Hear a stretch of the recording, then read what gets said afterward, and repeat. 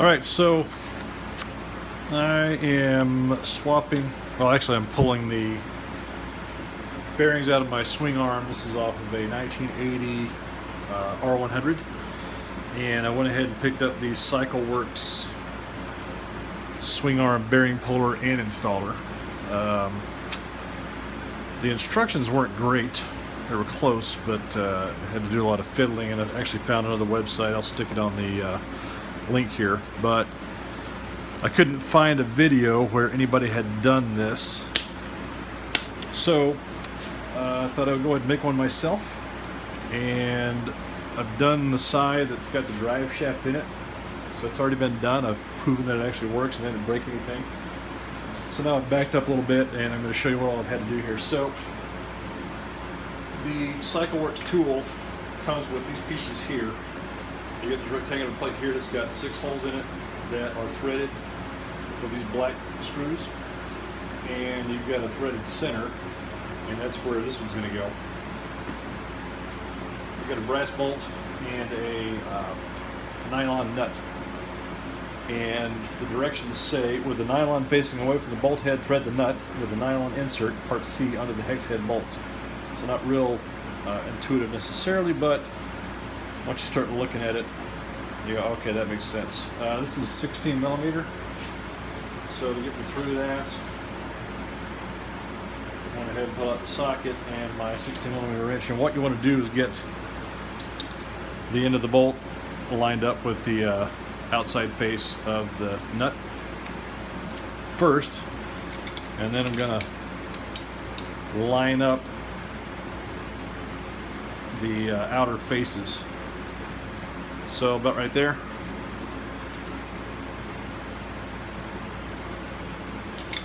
I'm gonna crank that down a little bit more until I get that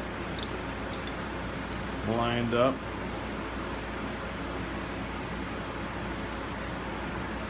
What I found was that it doesn't have to be perfect, but definitely want to get close. So that's good enough for now. What I've already done was gone ahead and put these 4 in. You're gonna have to do that. And then what you're going to end up doing is putting this inside that little cage. Make sure that your bolt head is facing the top of those screws, because that's basically going to push out and spread those screws out to grab that bearing. Put your last 2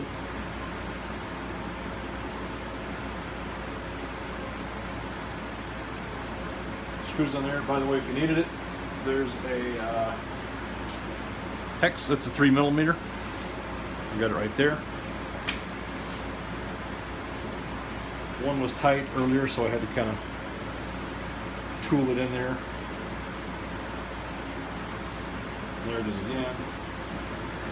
And then you want to get those all lined up, because those are going to go in and get aligned with the inside of the bearing. And then as this bolt pushes out, it's going to push those apart so that all these will catch on the outside of that. So it's a pretty nifty little tool, and probably a lot cheaper than the one you'd buy from BMW. Again, this is CycleWorks, and I picked up their steering head bearing puller too, which was didn't get a video, but it worked as well. Alright, so that piece is ready to go. Then you've got basically this threaded rod here.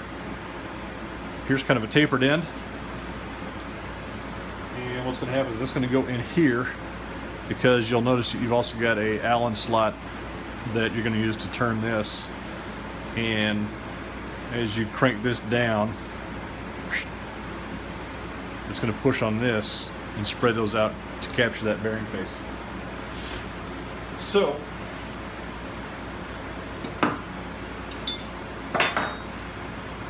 in an online instruction deal that I saw, it said to use this to push through the oil seal. I found that was kind of tedious, and so what I did was, basically these are parts you're going to do is, once you've got this all off, this number 10, this oil seal is going to come out. These are already off because you've got the swing arm off, I'm assuming, so that cap, that nut, that pivot pin is gone. This is what's left. First thing I pulled out,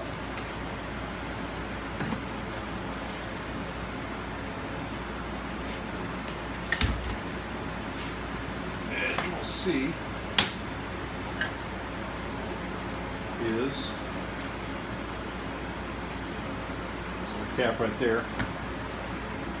It's got a flared end. The non-30 goes inside and Bob's your uncle. I picked this bike up about almost 2 summers ago now. Rode it a little bit. Always had the intention of doing a cafe or a scrambler or something because, you know, it's kind of cool. But really just now starting to get back around to it. Built me a nice little workshop here in the garage, so as you can see a little bit of it, I'm enjoying that. Get that out. By the way, this is 1980. I don't know when the last time this was changed, but it's pretty nasty. So this is the oil seal right here. And if you look on the other side, it's already missing it. You see it's pretty significant filler in there. Probably be easier if I take the brake cover off. But you don't want to watch me do that.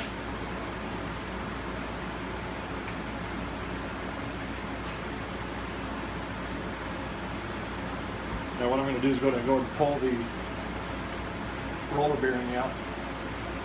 It's going to be ugly.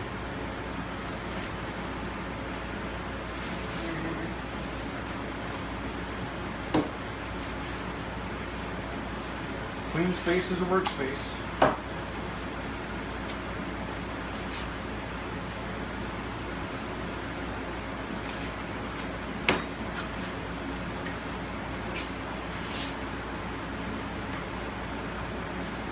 It's the standard Lyle bearing puller. If you don't have one, you should probably get one. It's pretty handy.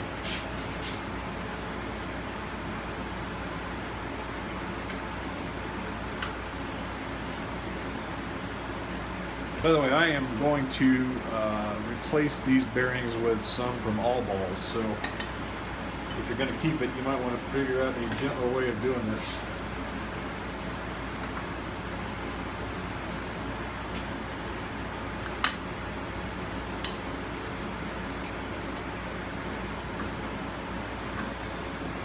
But if yours has been in there for who knows how long, then you may want to look at new anyway. By the way, this oil seal that I'm about to tear up,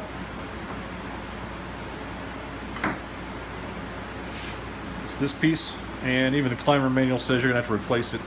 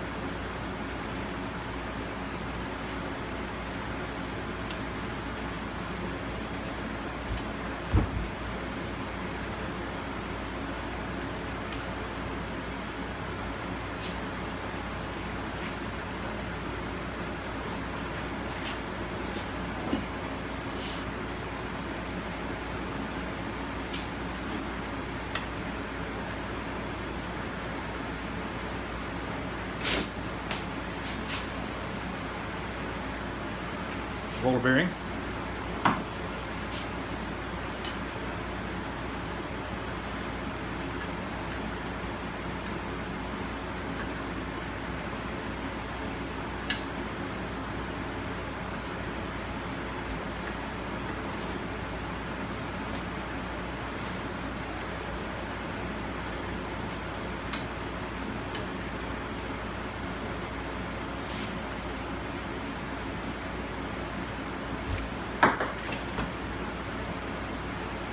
Oil seal. Now, if you've ever never looked at the side of one of these, that's as deep as it goes.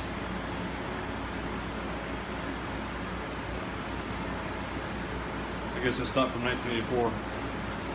Maybe somebody's done something with it since then.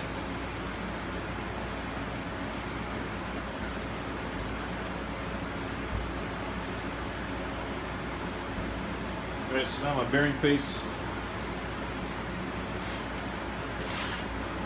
is still in there. And we're going to get to business with the pull-up.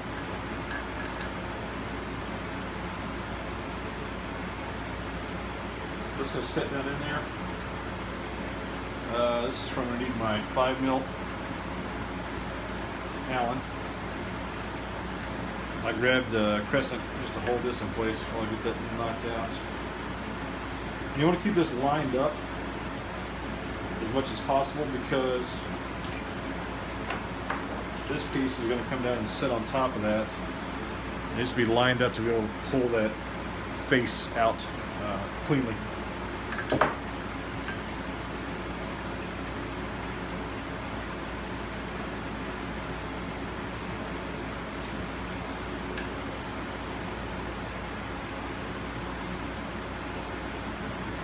what's happening is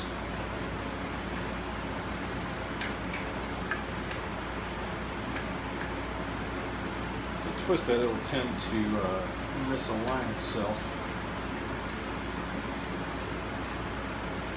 But when I start cranking on this, it's going to push that brass bolt down through those flared heads and grab hold of the face. Let's see if I can do this without making it goofy.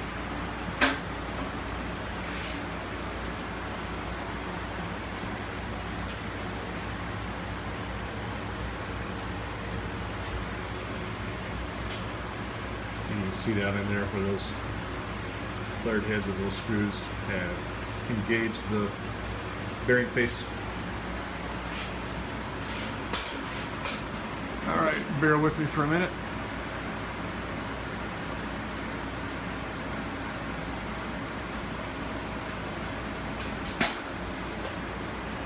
It's a one-man show right here, fellas. Now, once you get that locked in, it comes with this sleeve. Fits right over that. You've got a second rectangular piece with just a non-threaded hole through it. It just slides over that. A washer. And then a 17mm nut. And now, just start pulling it.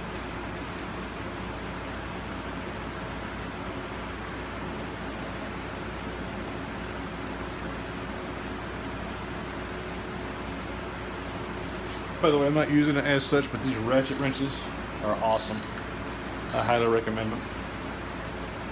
Craftsman. I'm sure there's other brands too.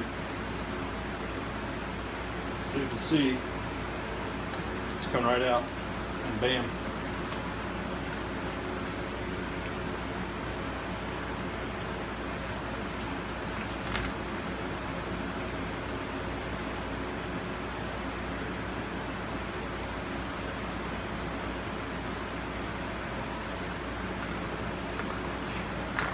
By the way, on the non-drive side, you've got this piece right here that I grabbed hold of. It's not on the other side.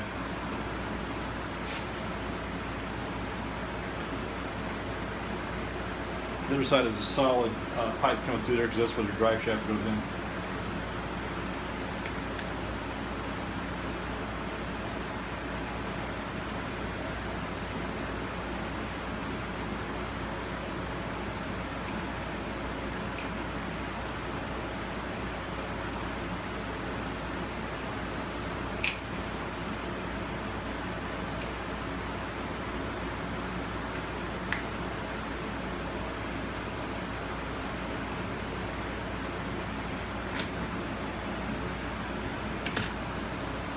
So because we're going to get this powder coat, I'm not going to put that back in there. Guaranteed it'll get lost. Clean that out. bag it up with the other parts. And as you can see, not that way, you can't.